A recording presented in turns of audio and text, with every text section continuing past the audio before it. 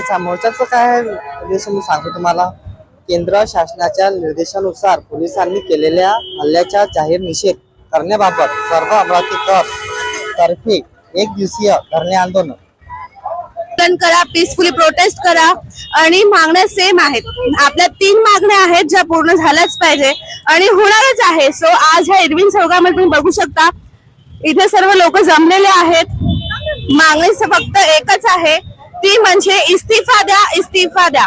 आणि इथे आता काही थोड्या वेळातच मोर्चा सुरू होणार आहे आणि तुम्ही सगळ्यांनी प्रतिसाद द्यावा. जो जंतर मंतरवर जाऊ शकत नाही, आपल्या जिल्ह्यात तुम्ही आंदोलन करू शकता. आंदोलन हे पीसफुली आहे. तुम्ही बघू शकता इथे किती मंडळी जमलेली आहे, पोलीस देखील इथे जमलेले आहेत, सगळे इथे आलेले आहेत आणि याला 100% इस्तीफा द्यावाच लागेल आणि नरेंद्र मोदीला झुकावंच लागेल. कारण जब जब सरकार डरती है, पुलिस को आगे करती है आणि ही जी आशा आता पेटलेली आहे, जी कधीच थांबणार नाही. तुला काय वाटते दीदी? तू कोणासाठी आली? हसू नको. मी आपल्यासाठी सर्वांसाठी आलेली आहे. साठी आलेली आहे.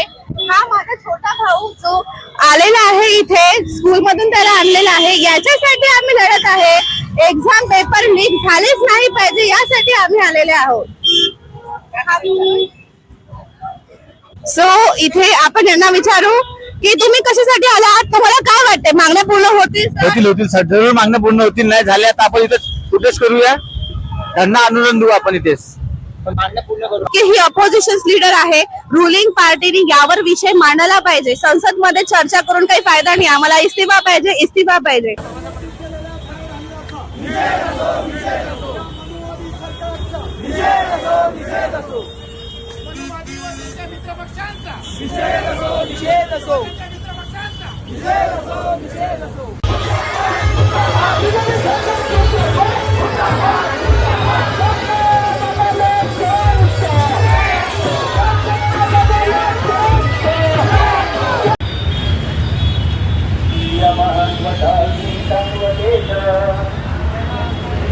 नमो भगवतो वरदो सम्मा सम्बुद्धो